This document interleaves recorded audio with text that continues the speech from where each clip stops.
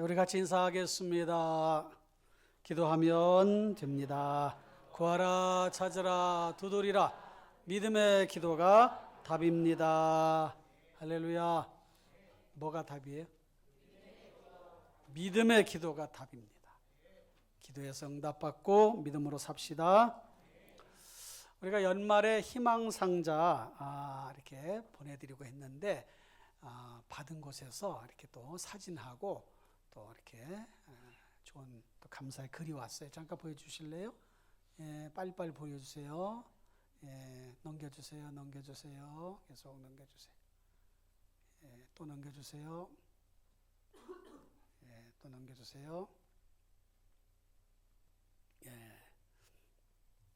그 미랄 행복한 홈스쿨 지역아동센터에서 보내온 글인데 후원자님께 감사합니다 해서 아이들이 이렇게 감사 글을 보내왔네요. 여러분들 또 위해서 계속 기도해 주시고 또 금년에도 연말에 또 이런 사역을 잘 할 수 있도록 같이 협조해 주시면 감사하겠습니다. 예, 이제 넘어가 주세요. 예. 명절 잘 보내셨죠? 떡국 몇 그릇씩 잡섰어요? 난 2그릇 먹었는데, 그래서 나이가 2살이 갑자기 한꺼번에 먹으면 안 될 것 같아가지고 1살만 빼달라고 그래서 1살만 먹었습니다. 명절 새해 또 구정이 되면 인사하잖아요. 뭐라고 인사하셨어요? 새해가 한 달이나 지났는데 또 새해 복 많이 받으라고 하니 뭔가 좀 거시기하지 않습니까? 그렇다고 해서 남은 11개월 잘 보내시기 바랍니다. 이러기도 참 그렇고 어쨌든 복 많이 받으세요라고 하는 그런 표현은 참 좋은 표현 같습니다. 우리가 사람들에게 격려하고 칭찬하고 좋은 그런 글들을 또 내용들을 또 표현들 하는 것은 삶의 양념과도 같잖아요. 그래서 자주 그렇게 표현하면 좋겠습니다. 연인끼리 만나면 뭐라고 그래요? 자기 그럽니까? 헤어질 땐 뭐라고 그래요? 자기 잘 가 그럽니까? 헤어질 때 잘 가 그리고 오늘 밤 내 꿈 꿔 그러잖아요. 안 해보셨어요? 안 해보셨구나. 밤에 꿈에 볼까 두렵다 하는 그런 사람들도 있어요. 어쨌든 이렇게 잠잘 때 꾸는 꿈 말고 소망을 말할 때 사용하는 꿈이라는 게 있지 않습니까? 그 꿈과 비슷한 단어로 비전이라고 하는 말을 쓰기도 하는데 엄밀히 따져보면 꿈과 비전은 좀 뉘앙스도 다르고 의미도 좀 달라요. 물론 꿈은 우리말이고 비전은 영어이기 때문에 뭐 당연히 다르다고 할 수도 있겠지만 꿈이라고 하는 것은 자신이 이루고 싶은 미래의 모습 또 미래상이라고 할 수가 있겠고 비전 그러면 특히 믿는 사람들에게는 하나님께서 우리에게 주신 미래의 우리의 모습 이루고자 하시는 그런 하나님의 계획하심 뭐 이런 것들을 비전이라 이렇게 말할 수가 있습니다. 저는 그것을 성경적인 근거를 가지고 이렇게 정리를 해서 제 책에도 소개를 했는데요. 요엘서 2장 28절에 보면 이렇게 말씀을 하고 있지요. 그 후에 내가 내 영을 만민에게 부어주리니 너희 자녀들이 장래일을 말할 것이며 너희 늙은이는 꿈을 꾸며 너희 젊은이는 이상을 볼 것이며 그랬습니다. 여기에서 꿈이라고 하는 단어는 할롬이라고 하는 단어를 썼는데 영어 성경에 보니까 이 할롬이라고 하는 단어를 드림, 꿈을 뜻하는 드림이라고 하는 단어로 번역을 했고 그 다음에 이상이라고 하는 단어는 히자연이라고 하는 단어로 쓰여 있는데 이 말은 영어 성경에는 비전으로 번역을 했더라고요. 그러니까 사람들이 생각하는 꿈과 이상, 비전, 좀 내용이 좀 다르다는 것을 알 수가 있는데 잠언서 29장 18절에 보면 묵시가 없으면 백성이 방자히 행하거니와 율법을 지키는 자는 복이 있느니라 그랬습니다. 여기에서 쓰여진 묵시라고 하는 단어가 원어로 하존인데 환상, 이상, 비전을 뜻하는 단어예요. 그래서 영어 성경에는 이 하존이라고 하는 단어도 비전이라고 번역을 했습니다. 그러니까 아까 요엘서 2장에 있는 이상이라고 하는 단어, 여기에 묵시라고 하는 단어가 같은 비전, 물론 원어에는 다르지만 히자yon, 하존 이렇게 다르지만 영어 성경에는 똑같이 비전 이렇게 번역을 했어요. 근데 새 번역에서는 이 묵시라고 하는 단어를 계시를 뜻하는 revelation이라고 하는 그런 단어를 썼더라고요. 그러니까 계시, 하나님께서 보여주신 것, 이런 의미가 있지 않습니까?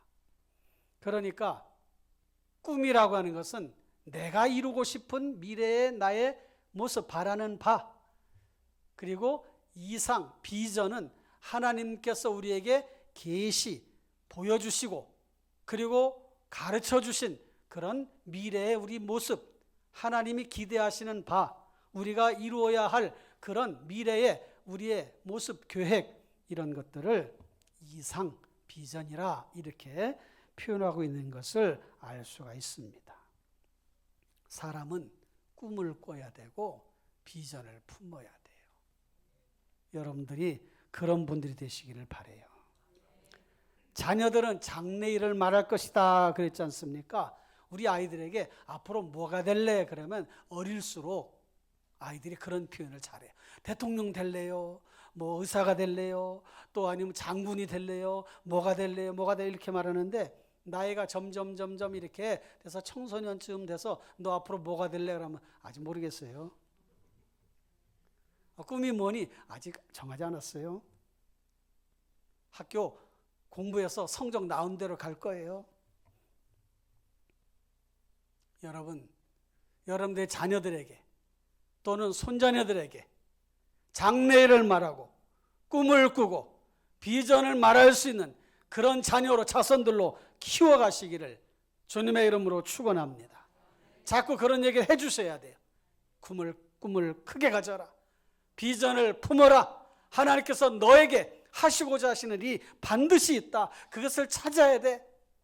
그것이 아주 너무 큰 원대한 우리 생각 속에서만 있을 법한 그런 일이 아닐지라도 하나님 앞에 꿈을 크게 가져 비전을 품어 이렇게 말할 수 있기를 바라요. 그리고 하나님의 말씀을 자꾸 연구하고 그 말씀을 담고 교회 안에서 그런 말씀들 자꾸 듣고 하다 보면 마음에 비전이 생기는 거예요. 꿈이 생기는 거예요. 아, 내가 이런 사람이 돼야 되겠다. 이런 일을 해야 되겠다. 앞으로 10년 후, 20년 후, 30년 후 이런 모습으로 사람들에게 좋은 영향력을 끼치며 살아가야 되겠다. 이런 생각이 든단 말이죠. 여러분, 사람이니까 하나님께서 우리에게 주신 그 원대한 일들, 하시고자 하신 일들을 찾아야 되고 그것을 실천해 가면서 나아가야 될 거 아니겠어요? 이 요엘서의 말씀은 전 세대, 특히 나이 드신 분들도 꿈을 꾸십시오. 나이가 많이 들어서 이제는 꿈을 품고 하기에는 너무 나이가 많이 먹었어 라고 하는 것은 그건 잘못된 생각이에요. 그것은 편견이에요. 그것은 왜곡된 생각이에요. 나이가 아무리 많이 먹었어도 꿈을 가질 수 있고 그 꿈을 이뤄낼 수가 있습니다. 거기에 맞는 꿈을 품을 수가 있는 거예요. 또 젊은이는 이상을 볼 것이라 했지 않았습니까? 젊은이 하나님께서 주신 그런 이상들을, 비전들을 바라보는 거죠. 구약학자로 정평이 나 있는 서병수 교수가 한국교회 위기와 진단이라고 하는 글을 쓰면서 구약성경의 관점에서 세 가지 대안을 제시했는데 그 중에 하나가 뭐냐면 이스라엘 백성들이 갖고 있는 미래 비전을 품으십시오. 그것을 공유하십시오라는 것이었어요. 현재 당면한 그 문제 자체에 골몰하거나 바로 해결하는 자세보다 대안적인 미래 비전을 제시하고 그것을 수립해서 당면한 문제를 흡수하도록 해야 된다. 이게 한국교회 위기적인 상황에서 벗어날 수 있는 길이다. 그렇게 진단했는데 맞는 말이에요. 여러분, 나라가 아무리 힘들고 어려워도, 세대가 정말 어렵고 힘들어도, 세상살이가 힘들고 어려워도 꿈을 갖고 비전을 품으면 우리의 미래가 밝은 모습으로 우리 앞에 다가오게 될 것입니다. 여러분, 요엘서가 그 시대가 주시는 그런 그 상황과 환경을 우리는 알 수 있습니다. 나라가 점점 어려워져 가고 국군이 기울어져 가고 그런 가운데 선자를 통해서 장래일을 말하고 꿈을 꾸며 이상을 볼 것입니다. 이렇게 외칠 때에 그 백성들의 마음속에 소망이 꿈틀꿈틀 되지 않았겠어요? 그래, 하나님이 함께 하시면 될 것이야. 그런데 오늘 본문 말씀은 좀 더 구체적이고 실제적인 그런 비전과 그런 비전을 어떻게 성취했는가 하는 것을 우리에게 보여주는 아주 중요한 말씀이 담겨져 있어요. 이 말씀은 갈렙이 모세에게 요청하는 그런 내용인데, 이 산지를 내게 주소서. 지금 내게 주소서. 이 산지가 어디냐 하면 헤브론 땅이에요. 지도를 하나 볼 텐데, 지도를 하나 보여주세요. 예, 여러분 지도를 보십시오. 지금 그 파란색으로 되어 있는 게 요단강이에요. 이렇게 선으로 되어 있는 거. 그 다음에 동그랗게 위에 있는 게 갈릴리. 그 다음에 그 밑에 이렇게 장갑처럼 되어 있는 게 사해. 그리고 동쪽이 요단 동편, 서쪽이 요단 서편이에요. 요단 강을 중심으로. 그래서 요단 동편은 르벤, 갓, 므낫세 지파가 차지하고 있죠. 므낫세는 반지파라고 말해요. 왜냐하면 요셉의 아들 므낫세와 에브라임을 요셉 지파로 해서 요셉 지파는 이 므낫세와 에브라임 지파로 나누어져서 그 아들들에게 반지파씩 준 거예요. 그래서 므낫세 반지파가 동쪽도 차지하고 므낫세 반지파는 또 서쪽도 차지했어요. 그리고 나머지 시므온, 유다, 에브라임, 단, 거기에 아셀, 스불론, 이렇게 납달리, 이사갈 이렇게 지파별로 땅을 차지하고 있지 않습니까? 근데 이 땅을 어떻게 차지했냐면 정복해서 차지하는 거예요. 그리고 땅을 다 정복한 다음에 어떻게 분배할 것인가 제비 뽑아서 분배를 했어요. 제비 뽑을 때 어떻게 했는가? 지파 이름을 쓰고 그 다음에 땅을 이렇게 인구수대로 이렇게 땅을 나눠가지고 그걸 뽑으면은 거기에 맞는 그 땅을 차지하게 했습니다. 왜 그렇게 했는가? 하나님의 주권을 인정하기 위한 마음. 사람이 임의대로 정하지 아니하고 분쟁이 일어나지 않도록 제비 뽑자 해서 뽑아서 그렇게 했던 거예요. 그런데 그런 중에 유다 지파의 헤브론이라고 하는 곳이 보이나요? 헤브론. 요단 서편의 맨 아래에 있는 빨간 동그라미의 맨 아래에 있는 것이 헤브론인데 그게 유다 지파 땅 안에 있는 거예요. 근데 저 빨간 표시는 도피성을 말하는데 도피성이 있던 지역을 말합니다. 그래서 레위 지파는 땅을 분배받지 아니하고 48개의 성읍을 받았는데 그 6성읍도 그 레위 지파들이 받게 되었는데 레위 지파들이 받게 되었는데 그 헤브론 지역은 특히 아론 지파에게 배당이 됐어요. 아론 지파. 근데 이 빨간 데가 도피성인데 부지 중에 실수로 사람을 죽인 사람들은 피해 보복을 피해서 그 성읍으로 도피성으로 들어가면 거기서 살 수가 있어요. 보복을 당하지 않고. 그런 중요한 역할을 했던 이 헤브론 땅, 그 땅을 달라고 그러는 것이에요. 정복하기 전에 그 산지를. 근데 이 헤브론이라고 하는 지역은 아브라함이 아내 사라가 죽었을 때에 그 사라를 장사 지냈던 막벨라 굴이 있는 그 지역입니다. 그리고 다윗이 예루살렘으로 수도를 정할 때에 그 직전 수도가 바로 이 헤브론이었어요. 예루살렘에서 40km 남서쪽에 위치하고 있습니다. 그런데 이 땅은 원래 기럇 아르바 땅인데 옛 이름이 기럇 아르바예요. 이 아르바는 아낙 자손, 장대한 그 아주 큰 거인들, 아주 기골이 장대한 이 사람들이 사는 곳이었기 때문에 정복하기가 쉽지가 않았던 것입니다. 아르바는 아낙 자손의 아낙이라고 하는 사람의 아버지인데 그 큰 사람이라고 성경은 표현하고 있잖아요. 근데 그 기럇 아르바가 이제 정복함으로 인해서 그 지명 이름은 없어져 버리고 헤브론이라고 하는 그런 이름을 갖게 된 거지요. 이 땅을 차지할 수 있도록 이 산지를 지금 내게 주소서라고 말했던 거예요. 그런데 여러분, 그렇게 땅을 달라고 하는 그 배경 속에 이 갈렙의 비전이 있고 그의 비전 신앙을 엿볼 수가 있다는 거지요. 첫째로 이 갈렙이 가지고 있던 이 비전 신앙의 특징은 약속에 근거한 신앙이었다는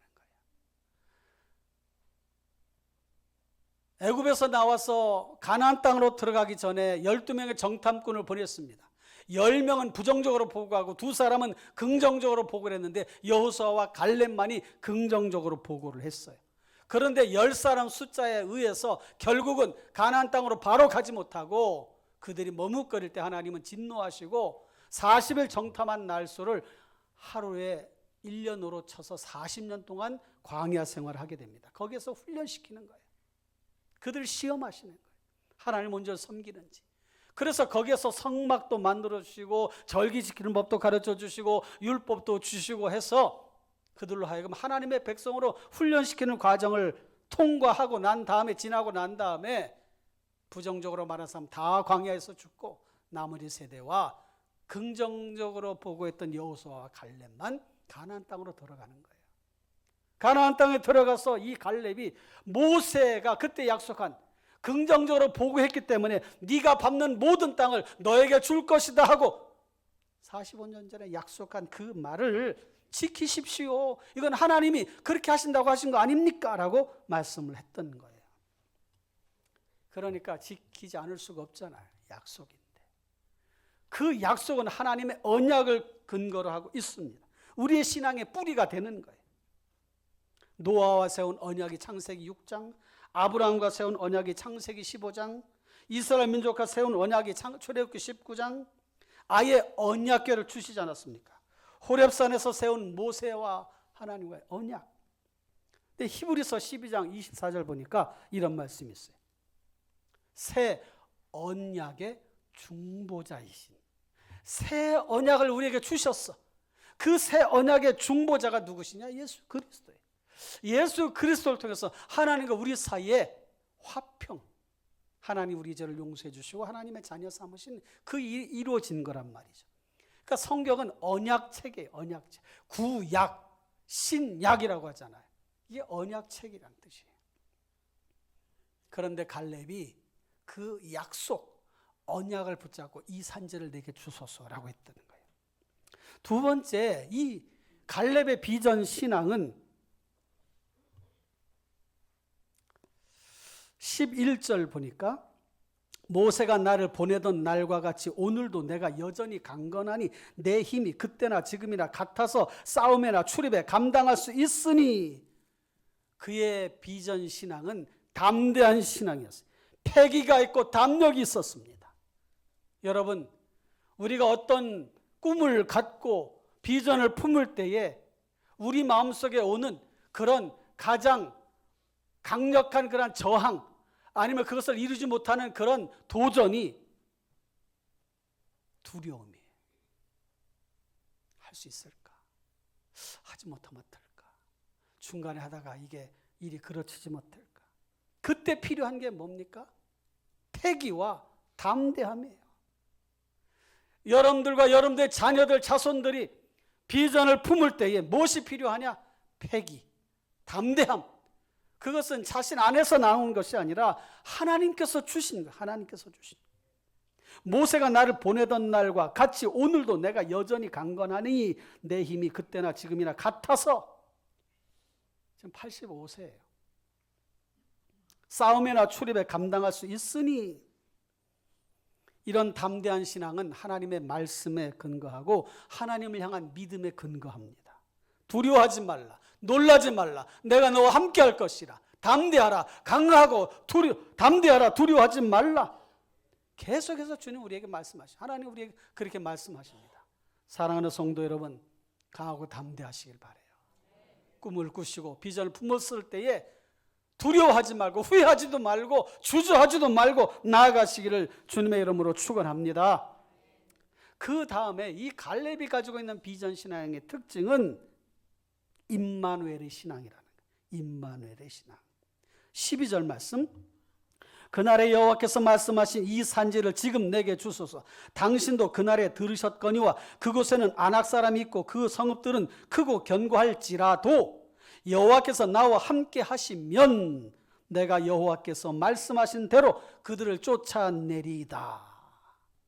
여호와께서 나와 함께 하시면, 그러니까 갈렙이 가지고 있는 이 비전 신앙은 임마누엘 신앙이에요. 하나님이 우리와 함께 하시면 내가 얼마든지 그 일을 할 수가 있습니다. 여러분, 임마누엘, 하나님이 우리와 함께 하시다, 예수님의 별명이에요. 예수님 이 땅에 보내시면서 그 이름을 임마누엘이라 하리라. 예수님이 이 땅에 오신 것은 하나님 우리와 함께 하신다는 증거예요. 살아계신 예수 그리스도의 모습을 우리에게 보여주신 거란 말이죠. 그것이 우리의 신앙이잖아요. 갈렙이 그런 신앙을 가지고 있었어요. 하나님이 우리와 함께 하시면 그들을 쫓아내리라. 그곳에 아낙 사람, 큰 사람들이 있어요.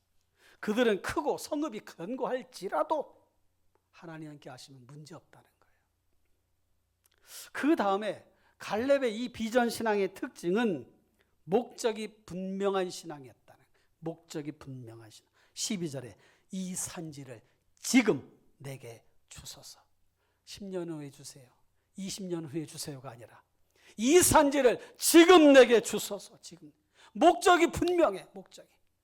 여러분, 여러분의 자녀들, 여러분의 자손들에게, 아니면 또 여러분들 자신에게 목적이 분명한 신앙을 갖도록 그렇게 스스로를 다짐하시고 자손들에게도 얘기하시고 자꾸 말해주시길 바라요. 목적이 분명해야 된다. 하나님의 영광을 위해서 해야 된다. 선한 영향을 끼쳐야 된다. 하나님만 세상을 아름답게 만들어 가야 된다. 하나님의 뜻 가운데 살아가야 된다. 귀에 못이 배기도록 계속해서 그렇게 이야기하시길 바라요. 이 헤르몬이라고, 바로 그것이, 헤브론이 바로 그것이에요. 헤브론. 기럇 아르바, 장성한 사람들의 사람, 그곳에 하나님이 함께 하시니 그 산지를 정복할 수가 있었던 거지요. 15절 보세요. 헤브론의 옛 이름은 기럇 아르바라. 아르바는 아낙 사람 가운데서 가장 큰 사람이었더라. 그리고 그 땅에 전쟁이 그쳤더라. 뭐 했다는 거예요?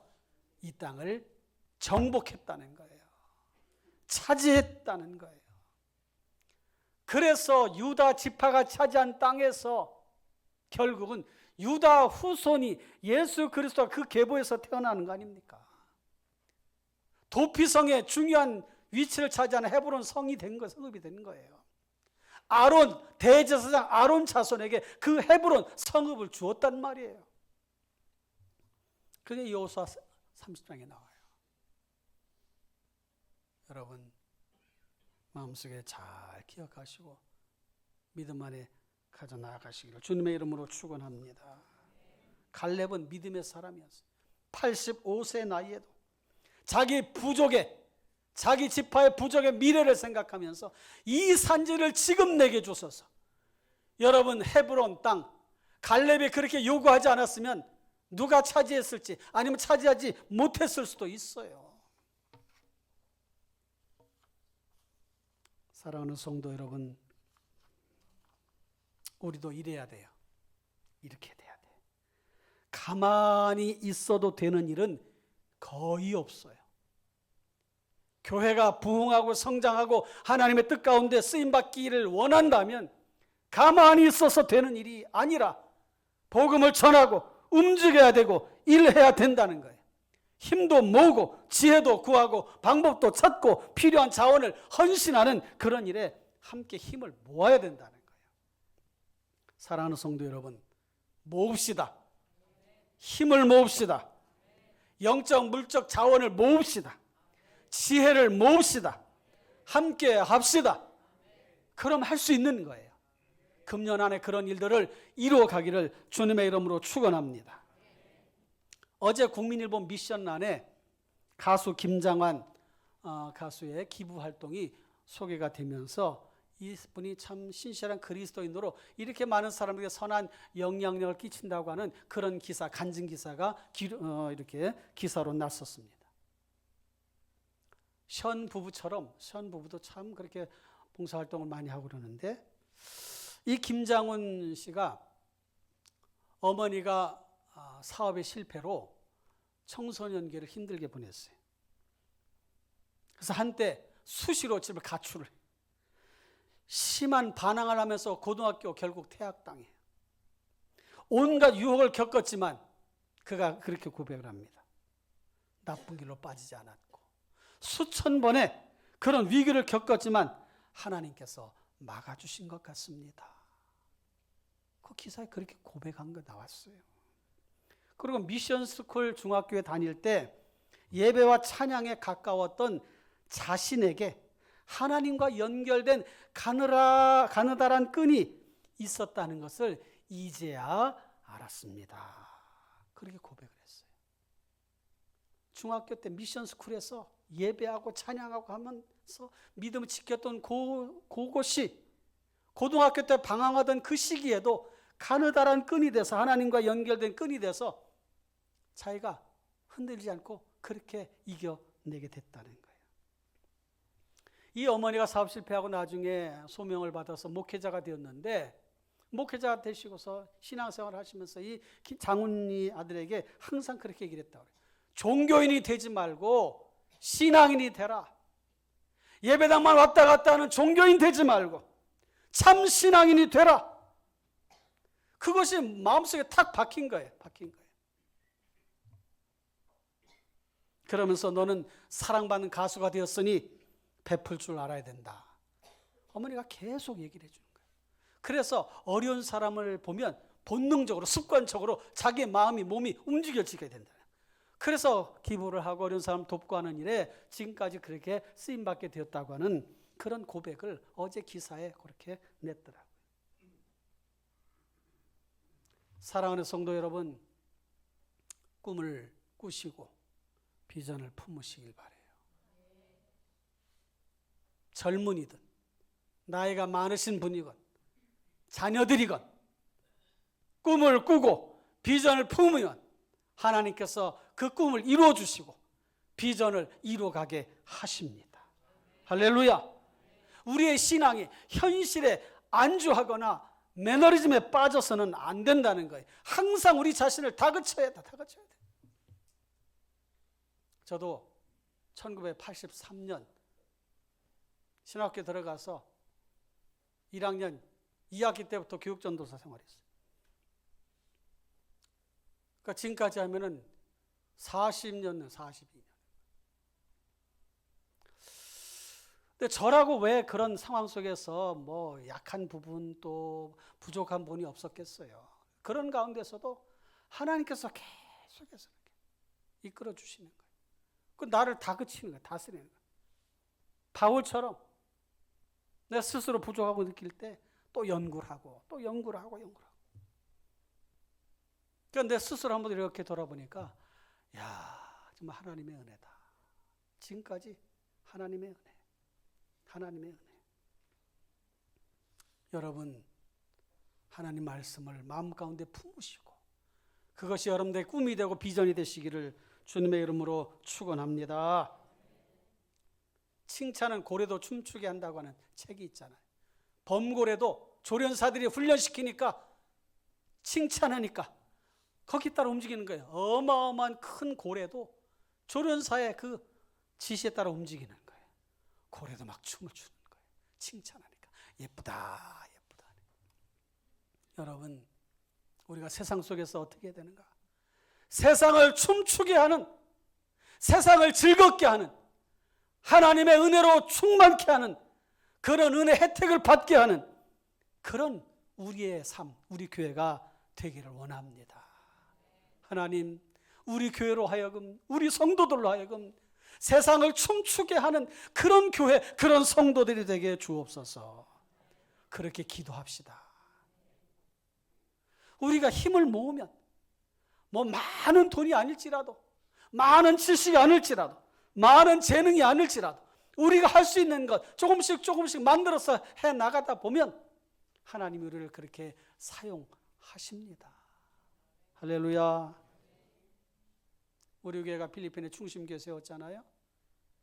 사실은 규모가 그렇게 크진 않아요. 그런데 그거 보고 가서 우리 지금 총회장이신 강대성 목사님, 거기 뭐 2-3천 명 모이는 거예요. 필리핀에 우리 교회 옆에다가 거기도 기념교회 세운다고.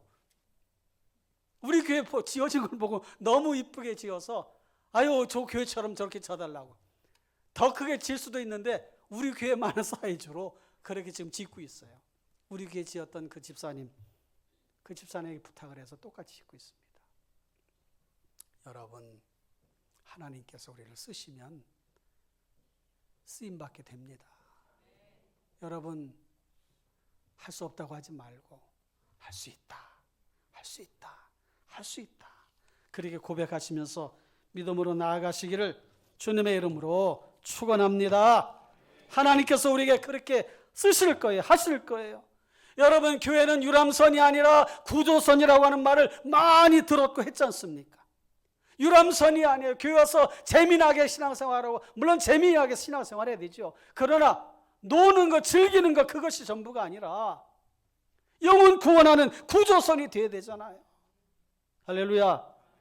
그러나 여러분, 자나깨나 한 영혼을 주님 앞으로 데려오고자 하는 이런 마음이 우리 안에 막 일어나서 그런 마음가짐을 갖고 기도하시고 또 전도하시고 또 함께 힘을 모으시고 이렇게 해나가는 우리 중심 공동체가 되기를 주님의 이름으로 부탁을 드립니다. 우리들에게 주신 게 무엇인가? 우리에게 주신 게 많아요. 많건 적건 우리에게 재물을 주셨어. 우리가 많은 일 할 수 있건 또 적은 일 할 수 있건 재능도 주셨어. 우리에게 또 동일한 시간을 주셨어. 지식과 경험들을 주셨어. 때로 삶 속에서 어떤 역할을 할 수 있는 권세도 권력도 주셨어. 그것을 주의 영광을 드러내며 하나님을 기쁘시게 하는 데 쓰임받는 귀한 우리 중심교회가 됩시다. 할 수 있는 일들이 많이 있어요. 많이 있어. 이 비전을 품을 때에 하나님의 영광을 위한 것인가? 교회의 유익을 위한 것인가? 하나님의 주신 것이 확실한가? 그것이 미래지향적인가? 점검하고 세상이 힘들고 어려울수록 빛을 발하며 하나님의 영광을 드러내는 귀한 우리 성도님 되시기를 주님의 이름으로 축원합니다. 세상 따라가지 말고, 세상이 힘들고 고단하고 정치가 어떻고 뭐가 어떻고 여러분, 기도하시면서 자신들에게 주어진 역할 하나하나 성실하게 잘 감당하면서 사람을 변화시키고 주님 앞으로 인도하는 그런 귀한 사에게 귀하게 쓰임 받으시기를 주님의 이름으로 축원합니다. 기도하겠습니다.